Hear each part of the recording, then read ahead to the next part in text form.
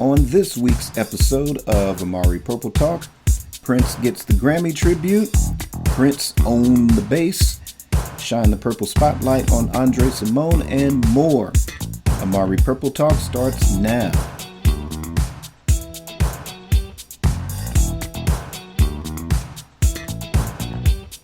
Welcome to episode 21 of Amari Purple Talk, a podcast where I share my thoughts on the Prince musical singularity. I'm Richard Cole, your imagination funksoloist, and I want to start by thanking everyone that has tuned in. I hope you're enjoying the show. Please leave your comments on the show where comments are displayed. Please continue to download and listen from your favorite podcast platform. And YouTube listeners, please continue to like and subscribe. Feel free to also visit my website, www.amaricommunications.com. You may also click the links in the show notes to follow me on social media and submit topics or questions for use in future episodes and purchase Amari Purple Talk merchandise. And with that out of the way, let's start with our first topic. And our first topic is Grammy salute to Prince. All right, so these are going to be my initial reactions to the news that the Grammy committee will be performing a special salute to Prince. That concert will be performed 2 days after the broadcast of the Grammy Awards. I believe the date is January 26th. So the taping of the tribute will be on January 28th and will be broadcast in April. All right, so on January 9th, Rolling Stone broke the news that Prince is getting an all-star Grammy tribute concert. Like I stated earlier, will be taped on January 28th. And as for the actual broadcast, I don't have any additional information other than that it will be broadcast in April. The tribute will take place at the Los Angeles Convention Center. Sheila E. will serve as the musical director alongside Jimmy Jam and Terry Lewis. The lineup of performers will include Beck, Common, Foo Fighters, Her, Earth, Wind and Fire, St. Vincent, Mavis Staples, Chris Martin, Gary Clark Jr., and Juanes.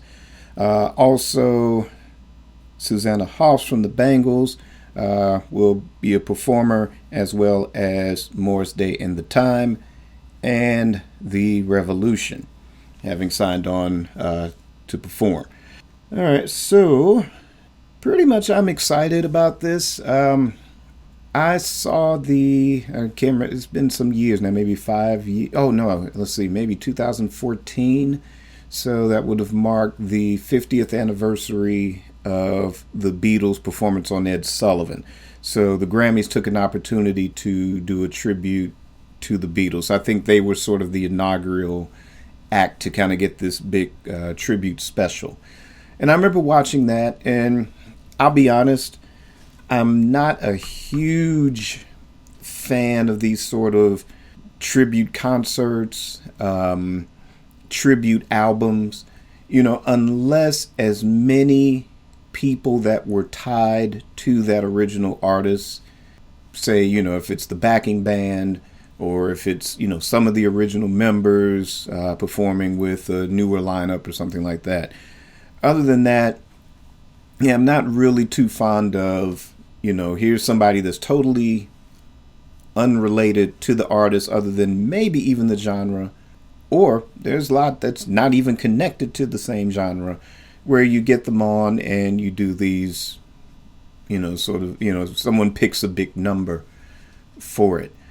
Basically along the lines of some do it very well, and for others, it's a matter of speculation. So, and that's okay too. But me personally, like I said, I'm not a huge fan of tributes, but like I said, I did watch the Beatles one, and kind of felt it was okay. Actually, the highlight of it was seeing Paul and Ringo perform together. That was sort of the highlight. So at least they got to perform, and that was great. I did miss the one for Stevie Wonder, so I'm going to have to go look for that somewhere, maybe on YouTube or something. But the Prince one, for the most part, I'm excited about it. On the strength of the fact that you have people actually tied to the artist. And Prince is that unique artist to where it's not easy doing his songs. And really, to be honest, because he did write songs for other people, like The Time, Sheila E., it's probably befitting that they would be the ones to come out and perform. But again, we're talking a television program that's geared towards the mainstream American public. So this will not be something that's unique to Prince fans in general. It's like, as Prince fans, we're automatically the draw.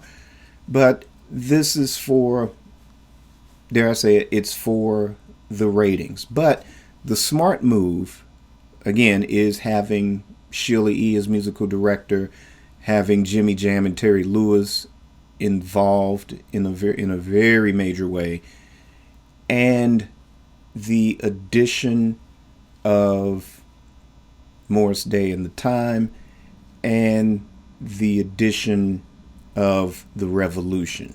So that way I'll put it this way. It puts the tribute into its proper context. So it's not just a bunch of strangers. In other words, we all remember the Madonna debacle when it came to doing a tribute, so hopefully we won't have any of those. But I mean, you're going to have, I think, Beck as an artist. Prince is that template for an artist like Beck, who is also very diverse in his recording strategies. Every album for Beck is very different, and he cites Prince as a major influence. So I think an artist like that is befitting. Alicia Keys is another one. Again, cites Prince as a major influence, and Alicia Keys is that artist that Prince has, in some way, shape, or form, has mentored over the years. So, that's a spot on choice. But the rest, I'm curious to see what they'll bring to the table. Again, like I said, you're getting certain contemporary artists, or you're getting names that mainstream America at this stage in the 21st century are very familiar with. But they'll be doing probably their interpretations of certain Prince songs. So it'll be interesting to see what the song choices will be when it comes to those artists. But for me, the main draw will be seeing The Revolution in action, seeing Morris Day and The Time in action. And then that brings to the question of, since you do have Jam and Lewis involved, will they be part of the Time lineup for this? Will they be more on the sidelines? Will the original 7 be the ones performing? Will it be the current touring lineup? Either way, we're going to get a show. So in either way, I'm equally excited. But that will be the big question of, will they or won't they? So again, I'm excited to see how this is going to turn out. So we have April coming up, and I'm sure they'll announce a broadcast date somewhere down the line, and I'm sure that I guess this will be broadcast on CBS, I believe. So I'm sure they'll keep us up to date on when that will actually air. And of course, let's see, that might be I'm not sure what day of the week that would be on even, but either way, you will have my review of the show after broadcast at some point. So we'll be on the lookout for that. But what's most important is, are you excited to viewing this broadcast? Are you a fan of tributes? Are you not a fan of tributes? Leave a comment and let me know. And with that out of the way, we're going to end the first main topic and move on to our second main topic. And that topic is, should Sony release a compilation of recent material? Okay, so here we are. It is now 2020. We haven't received an announcement regarding any of the reissues that Sony Legacy Music has the license for. So for those that are unfamiliar, the estate which owns all of Prince's master recordings, Sony has a license agreement with the estate to release material from Prince that had been released between 1995 up until his last recorded output. With the deal that Prince made prior to his death, when he received ownership of his masters in 2014, the deal that was signed by Warner Brothers, which was a license agreement to all the Warner Brothers material up until I believe it's either, I think the Symbol album is the last album under that agreement. So all of those masters will go to Sony in 2021. But this particular topic will only pertain to the material that Sony has the license for, which is anything from 1995 up until say 2015 or 16 or so. And basically, like I said, we haven't seen an announcement of any new reissues, but it does beg the question, will 2020, well, I guess obviously 2020 will see the sort of follow through on those reissues. Of course, last year, we got an abundance of reissues with Raven to the Joy Fantastic, Musicology, 3121, Planet Earth, Emancipation, Chaos and Disorder. And of course, listeners of this program, we discuss ad nauseum the Gold Experience. Will we see it? Will we not see it? Tune in to last week's episode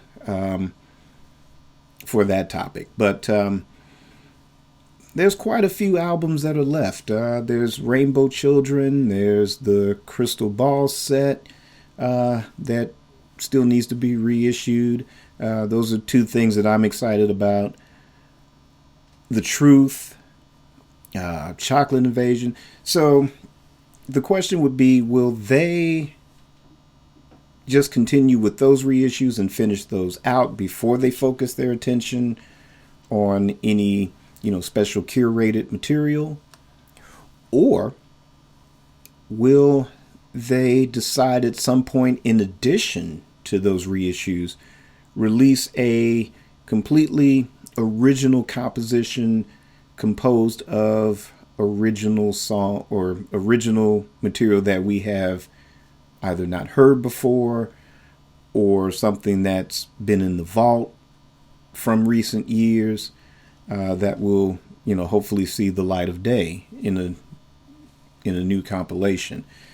As I was preparing for this broadcast, a very interesting thought hit me and led me to the question of, is it a case of the stipulations of the Warner contract?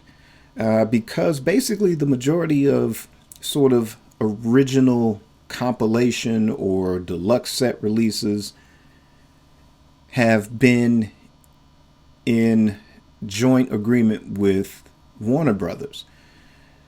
So I'm wondering if a certain clause based on that contract that Prince signed limited the, widespread release or limited the release of certain material, or in light of this new agreement with Sony, to where until maybe 2021, Warner Brothers gets to release all this exclusive stuff from the Warner Brothers period and limiting, I guess, Sony to just reissuing albums that have just been out of print for a number of years. So that was the thought that I had while I was preparing for this broadcast. So that's another interesting thing to consider. But me personally, I would like to see, hopefully this year. If not this year, then probably once everything is under Sony's belt. And that brings to another idea as well. Maybe they're waiting until they have everything. Well, not them owning the masters. The estate owns the master recordings. The estate licenses the use of those master recordings to a major label. So for now, again, Sony Legacy has license to the material from 1995 onward, while Warner Brothers has license to the classic material from 1978 up until 1992. So I'm curious if that might be one of the reasons why we haven't seen an album of more recent material, or I should say maybe unreleased material from Sony, or a special project from Sony. Maybe it's based on a contract stipulation based on how things are between the two contracts, or maybe Sony's waiting until they have the license for everything, and maybe they do have a plan or an outline to release projects somewhere beyond 2021. So personally, I'm in the mood for some more recent material right about now. Now, believe me, I'm excited about all the classic stuff that is rolled out, or I should say classic as well as legendary stuff that has come out thus far. Though the Purple Rain Deluxe wasn't quite what we all expected, we didn't necessarily turn it down either. So, like I said, I enjoy playing disc 2 of that a lot. Like I said, it's great to have that full version of Computer Blue. And like I said, maybe one day down the line we'll get a bigger Super Deluxe version at some point, equal to that of the 1999 set. So, and the 1999 Super Deluxe, spectacular. Originals has been spectacular. So, yeah, well, I'm definitely enjoying the classic stuff that has come out. Yeah, I'm kind of now in the mood for, some more later period stuff now, later era stuff. Like I said, I know this year, as far as the reissues, I'm hoping at some point we get Crystal Ball. Be nice for me to have that back in my archives here. Same as Rainbow Children. Also, I'm hoping for an official CD release of The Slaughterhouse and Chocolate Invasion. I still have those downloads from the old NPG Music Club. So it'd be nice to get officially released CDs of that material, and hopefully some good liner notes, some good historical notes to go with it, with those releases.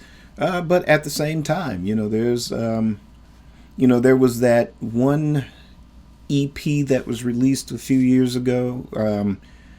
It was about maybe a year or so after Prince passed, called Deliverance. And it was remixed by a guy that claimed he was working with Prince during around 2006, 2007. So it'd be nice to, hear a state-sanctioned material from that era and later. So I'm kind of in the mood for some of that now. So like I said, it's good to get some of the classic stuff. And of course, I think that's a given now. I think we're going to get more classic stuff. Like I said, Warner Brothers has license to a lot of the classic period stuff for one more year. So it'll be interesting to see what they come out with.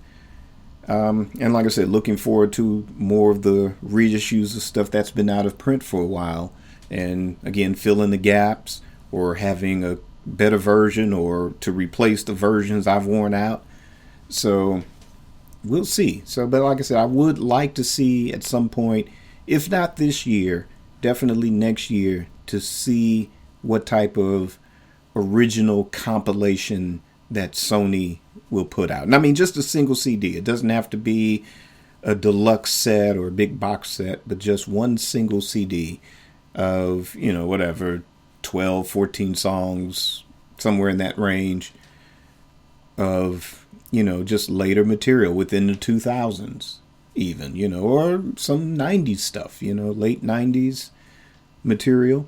Again, too, per last week's episode, we discussed the possibility of replacing the Gold Experience with a brand new compilation. So maybe something from that era that they can compile a good set of songs that fit together on a single CD.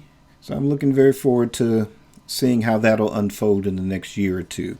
So, but what's most important is, what do you think? Do you think it's time for Sony to start getting in on some of this Prince fan money and putting out a compilation of fresh material, either stuff that's in our collections but we need a good estate sanctioned release on, or are you satisfied with just them doing the reissues until maybe they get everything?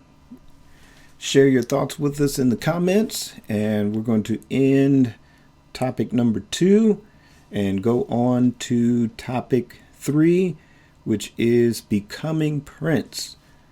All right, so I was kind of just scrolling through the internet this week and stumbled upon a website. It was becoming.prince.com. Okay, so I'll admit I don't spend as much time on the Prince Estate website as I should. Basically, I need emancipation from my plantation gig and the 6 months off to catch up on everything, whether it's books, movies, TV shows, comic books, family, friends, you name it. I need some time away to kind of get reacquainted with this stuff. But yeah, basically, like I said, I don't really spend as much time on the Prince Estate site as much as I should. And that's something I'm going to correct this year.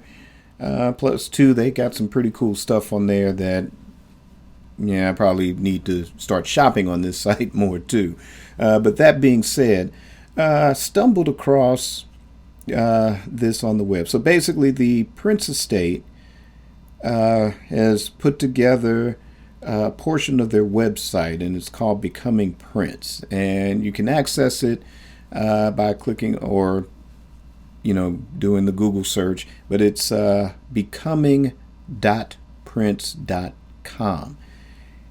And if you've heard my reviews on the Beautiful Ones book, so if you've heard those reviews, then you know that basically one of my little teeny tiny criticisms, because like I said, given the book as it is and the circumstances on how this book came to be, there really isn't complaints. We got what we got, and even what we got was significantly mind-blowing.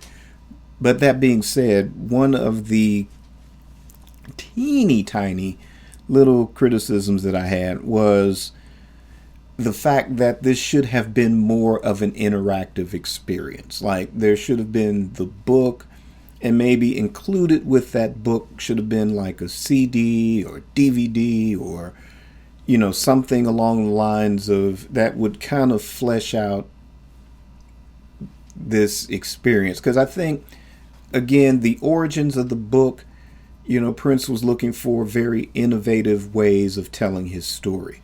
And book form was definitely it. I think the piano and microphone tour was an extension of that, or maybe his own way of kind of free-forming his thoughts, seeing what would take and what wouldn't take, that could be included or not included in the book. But again, that's just my personal theory on it. But stumbling across this, and what it is, it's basically Prince just sort of, or not Prince, but the estate kind of, what I had wanted to see. And it hasn't been widely publicized, not to my knowledge.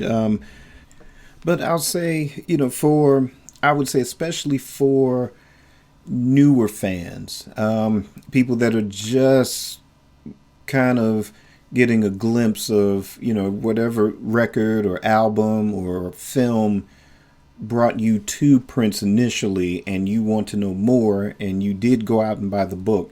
I would recommend going to the Prince estate and checking this out. Now, I'll read, I guess this is the introduction from it. Okay, so the Prince estate passionately presents Prince's life and work and cultivates opportunities to further his legacy. We aim to immerse fans, old and new, in Prince's story. Explore the role of Prince and his work in today's cultural landscape, and safeguard the integrity of Prince's artistic vision. As the singular, authoritative source on all things Prince, the Prince estate will inspire and educate fans, celebrate Prince in his totality, and steward Prince's legacy into the future. And like I said, basically what it is, it's a more interactive form of telling his story. It really covers his very early years. From, I'm kind of scrolling through the website. So, like, the first thing you see is born into royalty. So it kind of gives a synopsis of, his birth. It also features some photos that, were also used in the book, The Beautiful Ones, as well. But what I found most interesting, as it's telling his story, kind of similar to what you read in The Beautiful Ones. In fact, it does utilize a lot of quotes from Prince's 50 handwritten pages of that biography. It also includes a couple of snippets from the piano and microphone tour. And also looks like it also includes some recordings from, I guess, older interviews to kind of help give context to certain things. There's also audio clips with Andre Cymone and Owen Husney, who was Prince's first manager. But it also has song lyrics.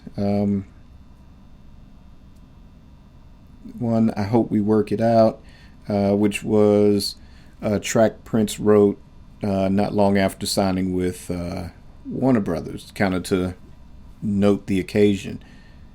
Actually, this was recorded he gave it to the executives of Warner Brothers. So, yeah, I mean, it's a lot of detailed history of his, the early years of Prince. So,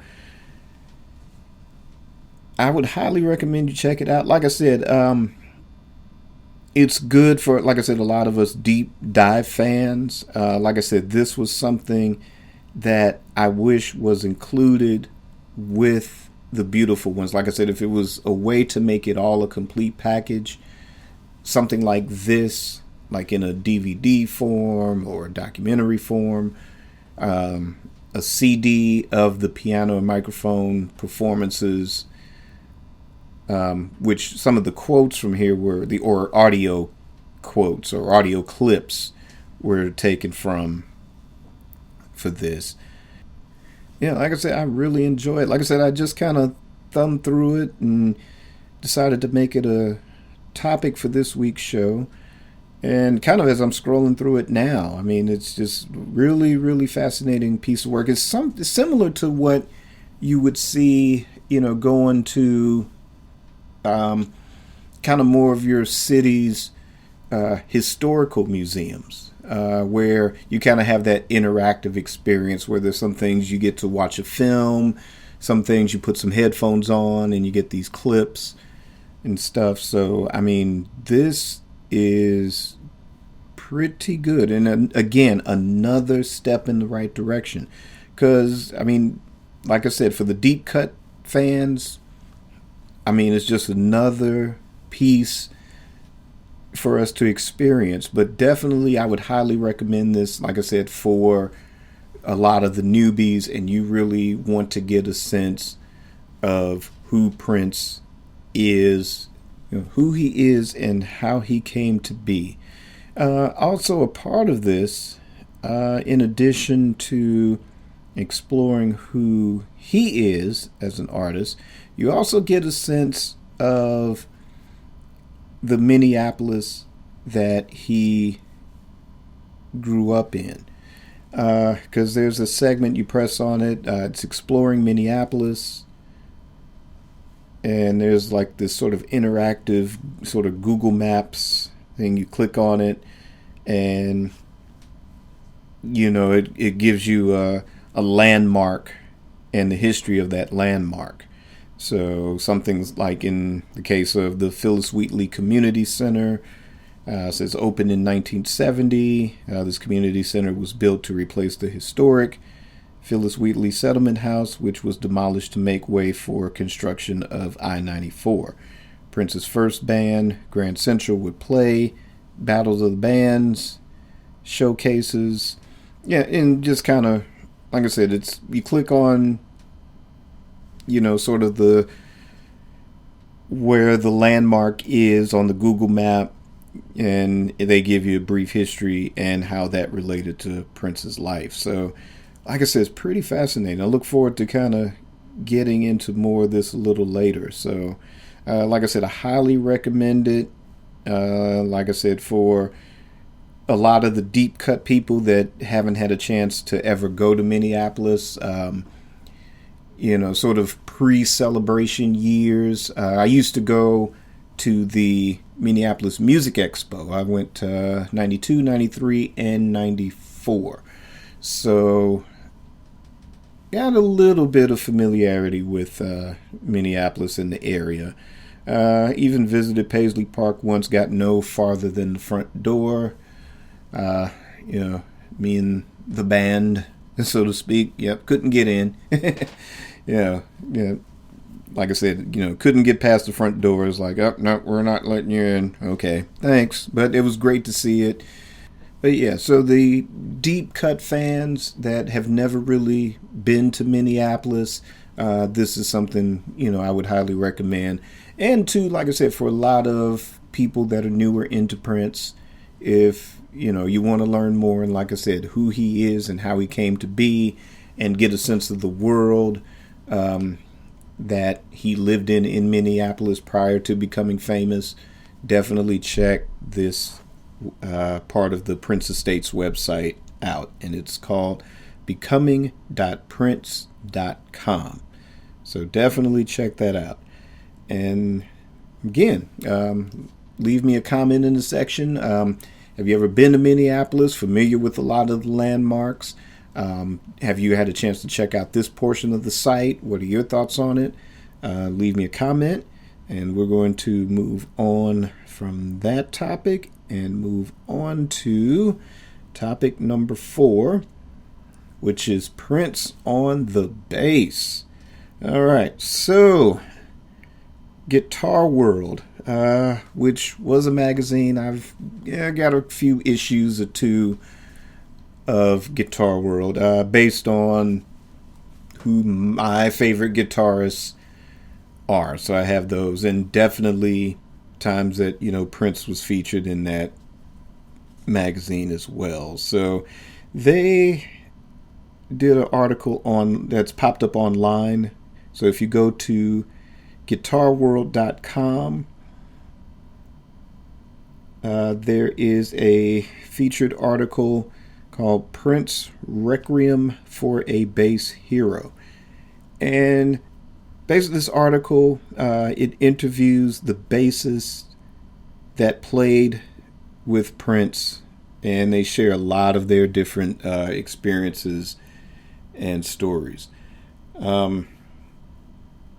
It's a really great read. And I enjoy anytime there's an article, which, nowadays is sort of a lost thing. Nowadays it's, whether it's online or even still in print, there's very few magazines that can give you sort of that deep dive where, back in the day, whether it was Rolling Stone, whether it was even a sort of a trade publication like a Guitar World or Musician Magazine, you got really great in-depth articles, whether in the case of Rolling Stone, it's the artist and their life, and they kind of go beyond just the surface, fan stuff. It's like you really get into the person, they really went in depth in those days. And with the trades, it's like you kind of get to be in their musical head, so to speak, with, how they approach their instrument or how did they utilize that instrument for a particular song or a particular album, those type of things. So this piece, and because too the many bass players that Prince has had in his various bands over the years, virtually all of them have had a chance to utilize their voice in their relationship with Prince. And the most important thing is that it focuses on Prince as a bass player. It's like Days of Wild. Oh, by the way, I play bass guitar. So, and by the way, I too play bass guitar. So,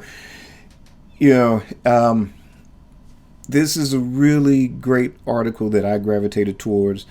And yeah, I mean, to be honest, Prince, as far as my influence of bass players, he's in there, and something like Let's Work, 7779311, those two songs alone justify it. But there's countless of tracks, and even kind of going through the different bass players that he's had, they pick out key songs that they responded to, like, man, this guy's really great. Or it's a thing of, he's funky, but there's this other level. Or, they pick out their favorite songs that they've played with him as well. So, like I said, I highly recommend checking this interview out. And see, having a few glitches here, so I can't really get to where I need to with the article itself. But to say this, like I said, they virtually interview every single bass player. So kind of the ones that were my favorites, of course, were the ones I gravitated towards. Of course, Andre Cymone was definitely the first. Brown Mark, for a while was pretty much his favorite bass player. Sonny Thompson, of course, Prince's idol with his formative years. And also to being a part of the new power generation. Let's see. Rhonda Smith is another favorite. Levi Seisher did play bass. Even though he's mainly a guitar player, he discusses that in this piece as well. But I won't spoil anything for it. I just, like I said, if you're into Prince's bass playing, or if you're a bass player in general, to which me, I'm both, definitely check this article out. Like I said, for me, like I said, Prince was, again, Days of Wild is another one. But I think hands down, I think I've mainly taken Prince's bass playing for granted. Now, again, maybe with the exceptions of Let's Work and 7779311, yeah, I've pretty much taken it for granted, his bass playing. Trying to think. There's so many tracks. But I think the thing that really made me really, really, really take a second listen and go, oh yeah, he's just as adept on bass as he is with guitar, is the not Emancipation Tour, I guess the Love for One Another tour. It did roll through here. This was about 97 or so, summer of 97. I still have the ticket stub to that, I think. But that performance of Face Down, and especially that big, long spoken introduction, and he's having that bass accentuate, and then he kind of goes into that bass solo. That was then where I'm like, yeah, I've gone back and really paid attention, and like I said, realized I've taken a lot of the bass playing for granted. There's like I said, where it was the thing of, with the exception of Let's Work and 777, it was like, oh yeah, he's great. But since that singular performance of Face Down and that bass, man, I have taken notice. So, I mean, like I said, there's so many tracks. Kind of preparing for this show, I was listening to Ultimate Prince and that second disc with the extended versions. And, of course, one of my favorite B-sides is She's Always in My Hair. And just kind of remembering the article. Again, like I said, I won't spoil the whole thing for you. I want you to experience it and get what you get out of it. But like I said, and kind of influenced by that and revisiting that, and it's like, oh yeah, it's the bass line in that, that from the beginning I had taken notice of. I mean, I love the song itself, but listening to She's Always in My Hair, and man, that's another amazing track. What do you want me to do as far as kind of like recent stuff? Of course, more recent stuff, just because he had been, close to Larry Graham for so long, since the late 90s. He's probably absorbed so much more. I mean, there's already so much he absorbed probably just by being a fan in the first place. So all those Sly and the Family Stone albums, Graham Central Station albums, everything, he absorbed everything from that. But it's a different experience when you have your mentor or your idol right there with you in your band day to day, in your studio day to day. So kind of, I think it's just amped his bass playing up even more. In fact, there was a clip that was circulating for a number of years, and it was Prince kind of running through his bass resume, and again, it was one of those things. It's like, yeah, he's absolutely great, where it was, let's see, it was The Stick. Oh shoot, I can't remember the clip now, but definitely The Stick was one of the standouts from that. Maybe Let's Work was in there somewhere, but yeah, I mean, by all means, check him out as a bass player. Listen harder as a bass player. There's all the other obvious stuff, the piano, the guitar, and again, we take for granted, oh yeah, he does it all. He plays all the instruments. He's great. But I guess that's the thing, it's unfortunate that it's this set of circumstances to where I think a lot of us are listening a little bit harder now. But, at the same time, we kind of look back and go, there's a lot musically that we took for granted. There's things in these remasters now, that these subtleties that are coming to the surface, and they're just as amazing hearing these brought to the forefront. even though these are songs that we've enjoyed since day one, especially if you were around in 1980 or 81 or 82, 83, 84, whenever, just to kind of hear a lot of the subtle nuances, or to revisit something and go, man, because there's so much material, so many albums, and his output was so, it was just so ongoing that by the time you were just starting to get used to one album, bam, here's another one. So same thing with his instrumentation. There's guitar solos, there's rhythm guitar parts, there's drum patterns, there's keyboard riffs, there's full-on grand piano stuff and bass lines and everything that, we're just starting to catch our breath and go, oh, yeah, that's great. Okay, I'm feeling that. So definitely check this article out. Like I said, it's in Guitar World. The title of it is Prince Requiem for a Bass Hero. And like I said, check it out. It's all about the bass. So, but again, if you've had a chance to read this article, what did you think about it? Leave me a comment and let me know.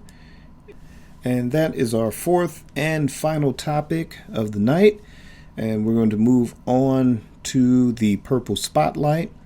And the Purple Spotlight is a segment that highlights a Prince album, film, or video, or an associated artist. And today's Purple Spotlight is on Andre Cymone. And Andre Cymone was born Andre Simon Anderson on June 27th of 1958. And he was not only just Prince's bass player, he's also a songwriter and producer. Most notably for producing like Adamant, but most famously for producing Jody Watley's first 3 solo albums. So basically, we're going to flash back to 1982 and a 16-year-old me. So we were kind of right around where, in my record collection, What Time Is It had been out for a while. Vanity 6 had been out for a while. Let's see. Can't remember the exact date of when this was released. But somewhere in between those releases and the release of 1999, the radio, I was hearing Kelly's Eyes, Andre Cymone. Now, wasn't that knee deep as a musician myself, and wasn't quite into like where it was getting into the deeper dives of Rolling Stone or, Musician Magazine or anything. Hadn't quite gotten that deep as a musician yet. But we did know through, I guess, like Right On Magazine and those things, that Andre Cymone had left Prince's band and was going on a solo career. So this was before, like I said, there was the time, there was Vanity 6, that was happening in real time. So having Andre Cymone go solo, for me, was like, okay, cool. Because, I remember the Dirty Mind album and that inner sleeve that had a picture of Prince in the band and it had all their names. And then once you kind of figured out who played what in the band, it's kind of like, okay, and Andre Cymone, and then you had the Dr. Fink, and they had like cool names and stuff like that. So it's like, okay, so no, he's going solo. So I wonder what his record's going to sound like. So like I said, in between the Vanity 6, What Time Is It albums in 1999, here comes Andre Cymone's Kelly's Eyes. And I love that single, and I think the flip side was Baby Don't Go. That's on that first Andre Cymone's solo album, Living in the New Wave. So I bought that 45, and I like both of those cuts. I like the A side and the B side of it. So it was like, okay, yeah. So definitely when this album comes out, I'm definitely going to get it. And kind of like I said before then, kind of the initial Andre Cymone interviews that were in sort of like the Right On and the Black Beat magazines. You know, it's like, okay, he's going for the new wave. He's going left. It's not going to be a traditional R&B album by any stretch, which was cool because, like I said, we're now in that kind of where we're really being thrown into Prince world at that point, you know. So that's like cool, you know, because Prince is doing something different. The time, as funky as they were definitely different, and Vanity 6 was definitely different. So, you know, this is like, okay, cool. You know, let's see what this sounds like. And eventually, like I said, got the Living in the New Wave album. And to me, that is still my personal favorite Andre Cymone album, is that very first one. And then subsequently, there was Surviving the 80s. And I was just kind of listening, you know, re-listening to a lot of this stuff as I do to prepare for each episode. So whatever the topic is, I try to, you know, if it's not already in my orbit presently, then I'll go back and revisit it. But, you know, Surviving the 80s, that was a pretty good one. Like I said, the first one was still my favorite, but that one was just as good as well. The What Are We Doing Here video, the song or single from, or one of the singles from that album, there is a Rick Springfield song.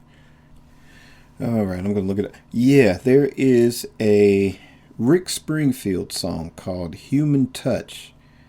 Not necessarily the song, but the video is, to me, a blatant ripoff of Andre Cymone's What Are We Doing Here? And it's this like science fiction concept, and they're both in suspended animation, and it's, you know, again, that the theme of the video, the human connection.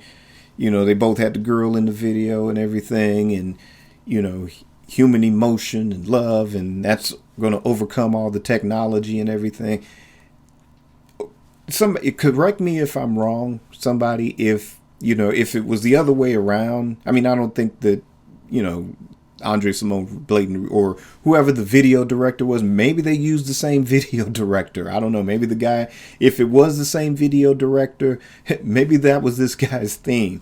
But I'm going to hold to this day that Rick Springfield's Human Touch video is a blatant ripoff of Andre Cymone's What Are We Doing Here video.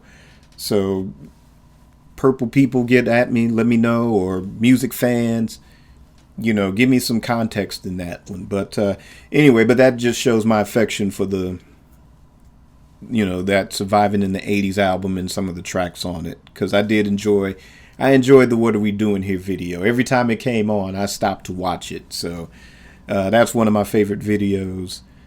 The AC album, which is his third solo album, of course, a lot of the, you know, sort of mainstream Prince community, I guess, would only be familiar with Andre Cymone's work based off of the Dance Electric. But, you know, a lot of us that were, like I said, that was there in, you know, 81, 82, you know, and knew the name Andre Cymone before he went solo. You know, there's more depth to it. So, but Dance Electric, that was, of course, done by Prince, or written and produced by Prince, and that was on Andre Cymone's third album. Of course, you can hear the original Prince version on the Purple Rain Deluxe edition. And, I mean, I love both versions. But, you know, since we're back to time traveling here, but, yeah, back in the 80s, that was another favorite video of mine, as well as that track. I love that track as well. But the AC album, that was another good progression of it. A friend of mine like I said, bandmate and stuff, keyboard player. He gravitated towards that album first, where I think, I was sort of like I said, Andre Cymone fan from day one, first solo album on, but that was sort of his favorite one. And, he had tried to get me to take notice of it. And it took a while. Like I've always had it on cassette. I've got it on vinyl. But I enjoyed it, but it really took a number of years for me to really warm up to it, though. Where now I can listen to it and fully enjoy it. And I would say probably between the first one and that one, to me, gets the most gets the most rotation whenever I want to listen to Andre Cymone from that period. And now, of course, he did kind of, once he stopped producing records for Jody Watley, there was sort of a long gap. But, heck, like I said, there was a lot of, the stuff he's done for Adamant. I know some of the critics kind of, I don't know, it was kind of mixed reviews. I enjoy it. He's done work for Evelyn Champagne King. So I was really championing this guy to succeed. And I think once it got to the level with Jody Watley and those tracks, it was like he made it. He's in, that was sort of the mainstream. But if you do some YouTube searches, I would recommend checking out a lot of interviews that he's done, I would say within the last 5 or 6 years or so, since he's sort of come, I don't know if you want to call it, come out of retirement. There was a number of years after Jody Watley that we didn't hear anything from him for a while. But if you seek out, like I said, his most recent interviews that covers how he met Prince and being in Prince's band, his solo work, and the industry and all of that, it's better to hear his story from him. So I would recommend checking those interviews out. But yeah, the Jody Watley material, like I said, that was, because I was a fan of Shalimar as well, and yeah, it was pretty bummed that lineup had split.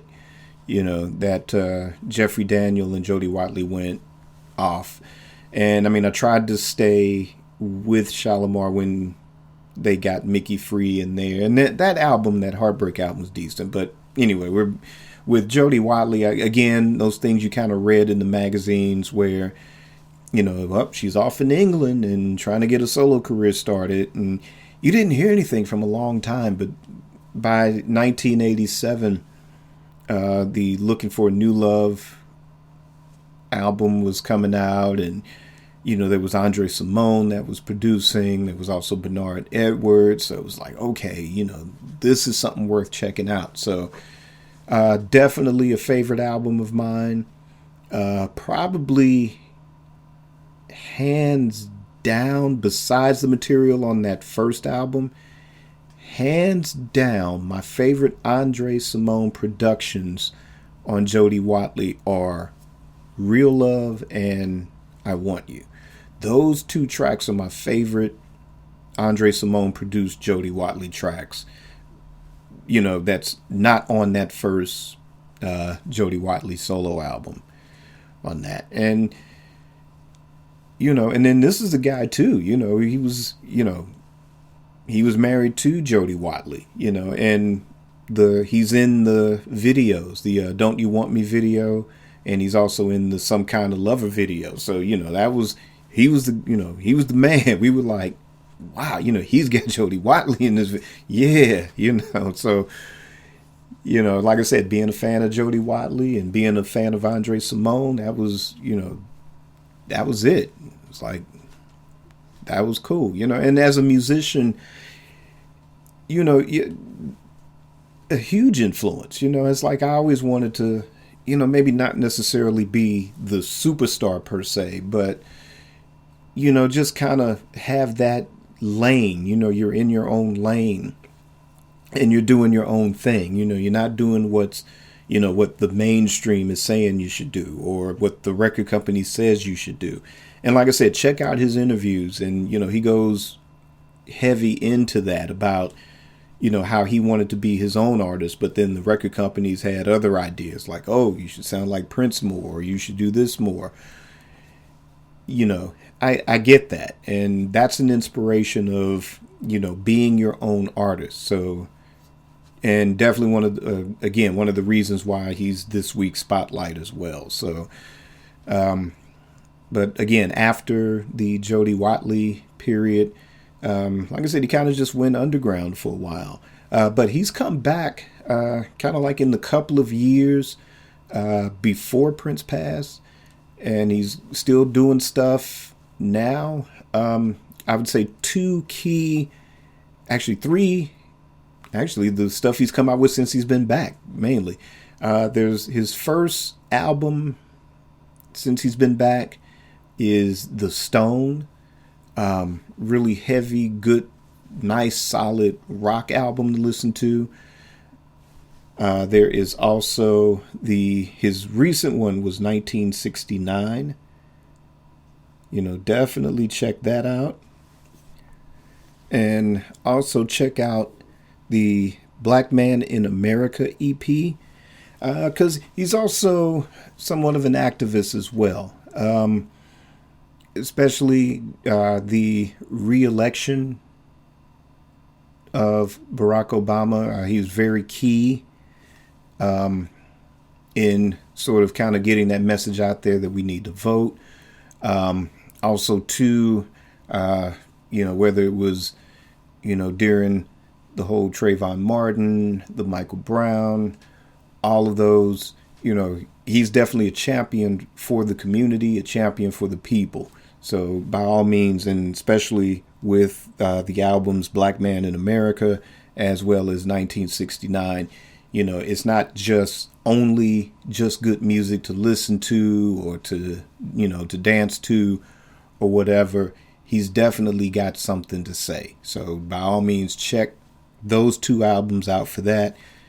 And like I said, as far as just a good solid, as a good solid artist album, check out The Stone. And like I said, these are departures from, the Minneapolis sound. They're also departures from, the earlier material, but they also stand up as well. They're just as good. He's a good, solid, consistent, musician, artist, songwriter. And like I said, I recommend you check out his stuff, old and new. And, he's still doing it. And, those early Paisley Park tributes and early Revolution reunion performances, he stepped in and performed a few songs, in honor of his boy. So, by all means, check him out.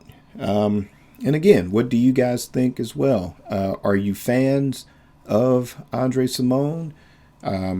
Hopefully, if you haven't had a chance to hear his music, if you've only heard the name, definitely by all means check it out and leave me a comment and let me know what you think. And for that, we're going to move on to our final segment of the episode, and that is our Bite the Boots segment. And Bite the Boots is a segment that highlights a certain circulating bootleg or vault recording or video for consideration for an official release by the estate. And today's Bite the Boot selection is Camille. All right, so the Camille album is really a compilation of tracks. Without going too deep into it, the period after Under the Cherry Moon was sort of a transitional period creatively for Prince. He was in the process of recording an album with the Revolution entitled Dream Factory. Strange Relationship from that project spilled over into this Camille project, but eventually ended up on Sign of the Times. So that being said, Dream Factory was an album recorded with the Revolution that once he disbanded the Revolution got shelved into the vault, and hopefully we'll see that album one day get maybe a standalone release, or maybe it'll be included in the Sign of the Times Super Deluxe at some point. But that being said, after Dream Factory, Prince sort of got into the idea of having, the whole sped up voice thing. And that was, I think, it may have started with the recording of If I Was Your Girlfriend. So once he recorded that, then the idea of doing an entire album with that voice, and then Prince being Prince, not wanting to put it out as Prince, but to kind of pass himself off as sort of the more feminine side of his alter ego, or an alter ego of his feminine side. I don't know quite how to define it, but this was going to be an album entitled Camille. So this was basically the concept of it. And, we were going to be left guessing as to who was Camille and all of that.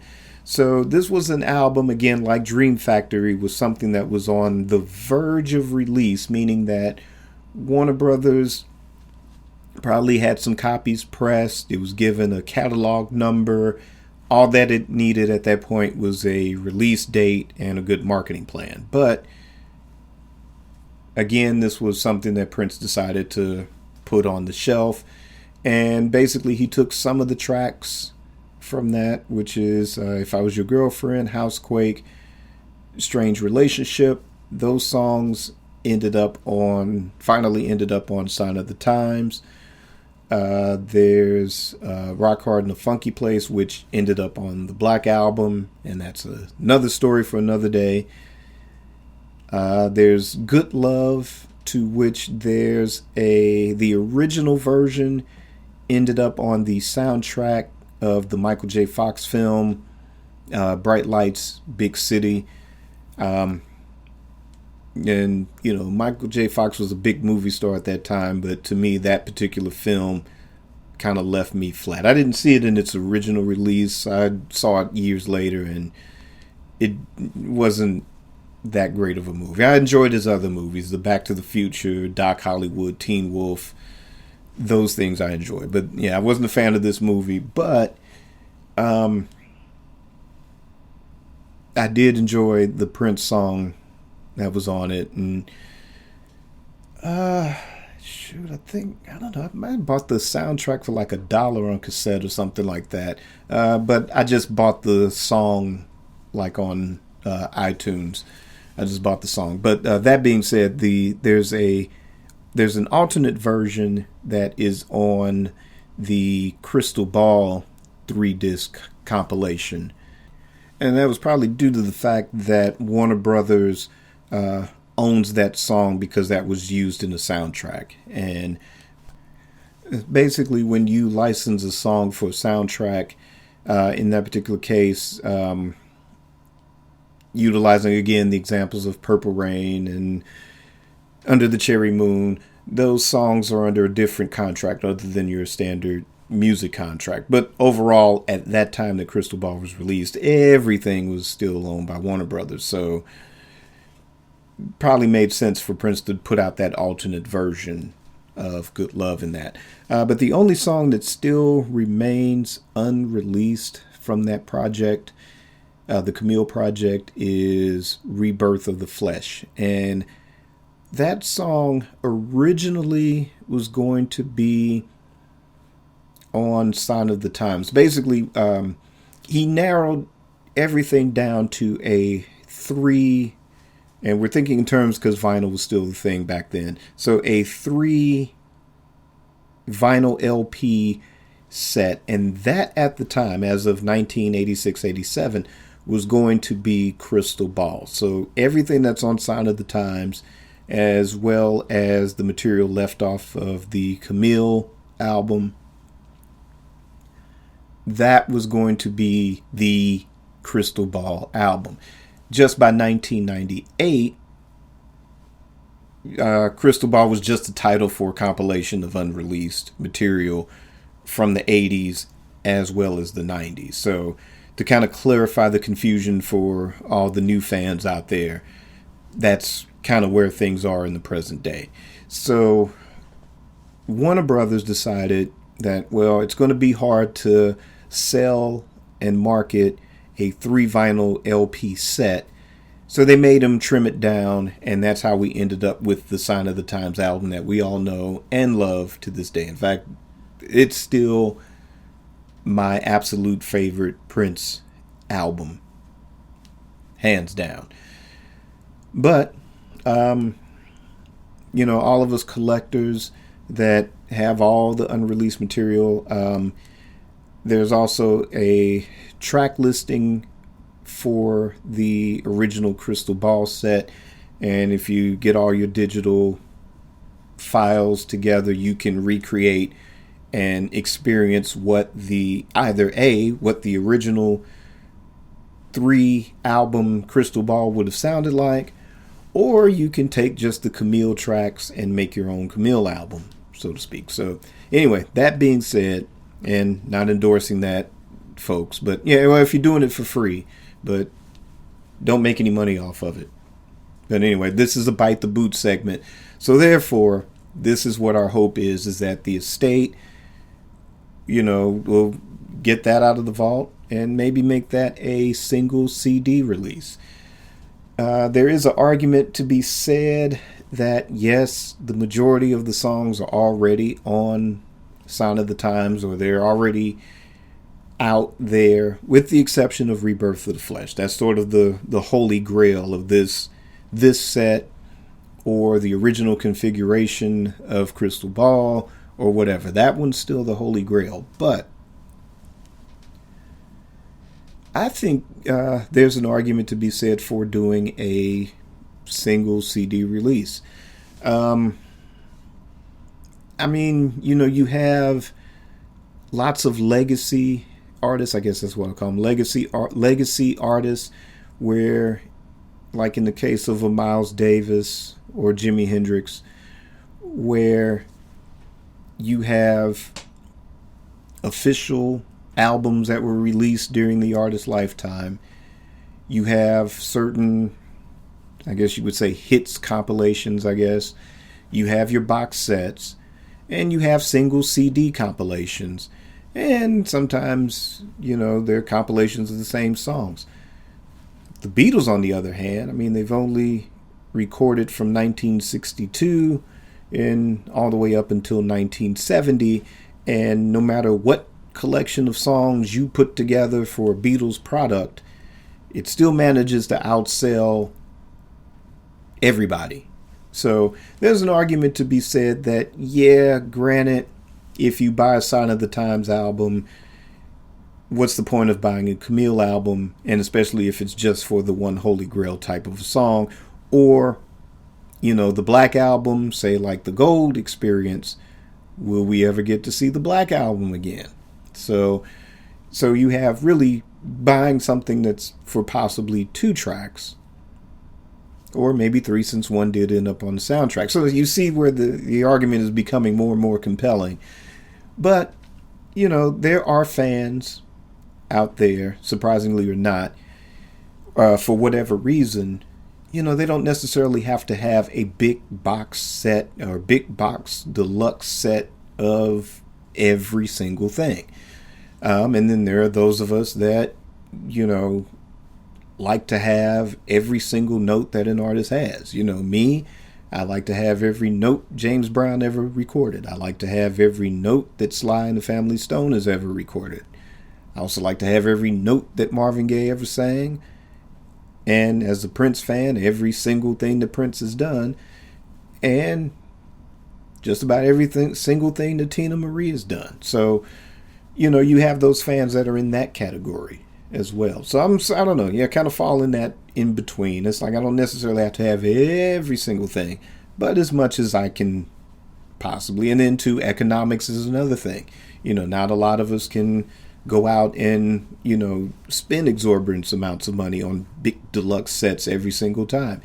So sometimes it's marketable just to have that single CD, or whatever.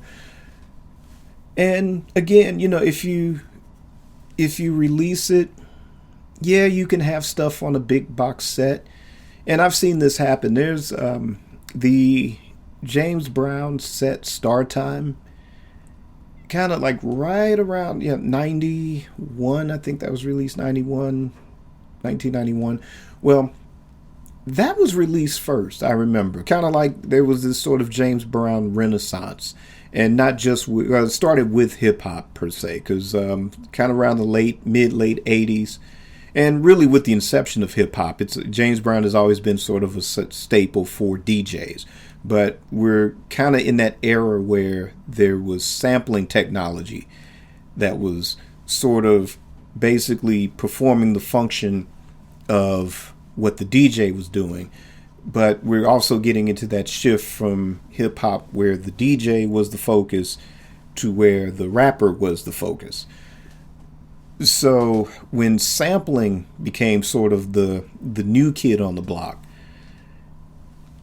James Brown was there. So there was sort of this James Brown renaissance that was taking place. And also, too, there was that period because he had gone to jail in 88, and around 91, I think it was when he was released, right around that time, 91, 92. So anyway, but this is a period where box sets were starting to also become fashionable as well. So of course, James Brown just as much of a legacy. And in fact, this was one of the, to me, at that time, probably one of the more superior box sets that existed at that time. Maybe with the exception of maybe Bob Dylan's Biograph or something like that. But anyway, the James Brown box set came first, if I remember. Then, well, I'll just leave it. I'll just say there was a 4 CD box set, and there were tracks. I think by the time you really got to disc 3 and disc 4 is where you kind of got into where you start really considering James Brown kind of more in an album context. And not that all of his albums were as cohesive as what artists were doing in the later 60s and the 70s. And to me, like, The Payback is probably his most cohesive album, where you would consider it an album from beginning to end and not just a collection of songs, so to speak, which was pretty much James's thing. Most of his stuff was just a collection of songs. And, they varied in degree of cohesiveness. So, but anyway, so there were certain songs that were just the 45 versions versus the, say 7, 8, 9, 10-minute versions from the album. There were certain live songs from key live albums of his that were on this box set. And it was kind of really almost a commercial for his catalog. So I don't know. I sometimes think about box sets as that kind of a thing. I think more so now it's something that's marketable for your deep dive collector. Again, in the way they release them now, you have your box set, and then you've got just the single album, or you've got the single CD, or then you've got the CD with maybe one disc of bonus material. It's basically geared towards, here's something for the serious collector, here's something for the casual fan, here's something for, well, again, economically, you're not able to get, shell out $100 or whatever the price tag is for a huge box set. But, here's 10, 15, $20 for a single or double CD, and you're happy with that, and that's fine with that. But to me, back then, that was more of a commercial for his catalog. And I kind of think that way now, where you have your box set for the serious fan, but then there's also the fan of that particular album, or that particular, say, bootleg. It would be nice to maybe have, again, if you do the liner notes correctly, I think you could pretty much sell any CD, to the hardcore fan, so to speak. Just, put it in its historical context, just don't, like with the, some of the Sony reissues. And again, this is just getting material out there that had been out of print into the hands of the, fans of that material. But, I believe that there are compilations that, try to really swing for the fences. Like, there's a trilogy of Hendrix CDs that were released within a 10-year period. There was Both Sides of the Sky, which was the most recent one, People, Hell, and Angels, and then Valleys of Neptune, that was the first one. And, I mean, they were really swinging for the fences. Yeah, it was a compilation. And, yeah, I think all three of those CDs have 3 different versions of Hear My Train A-Comin' that's on it, and maybe 2 or 3 versions of Voodoo Child or whatever. But they swing for the fences. They, great liner notes. And yeah, it's a legacy release. It's, it's definitely something for the fan base. But at the same time, there's marketing in some cases, maybe not as much as, you probably don't see a video on, well, these days, YouTube or anything like that. But as far as, okay, someone that's going to a record store or someone, or wherever you go to buy CDs, that's going to be in the new releases section when you walk in, with that. And I think, Camille would be something that would be worthy of that, to where, again, it's the single CD. And to be honest, I think some of those versions of, say, Strange Relationship, definitely, Good Love especially, like I said, again, you've got the Holy Grail cuts of, Rebirth of the Flesh, again, Rock Hard in the Funky Place. Again, will we ever see the Black Album again?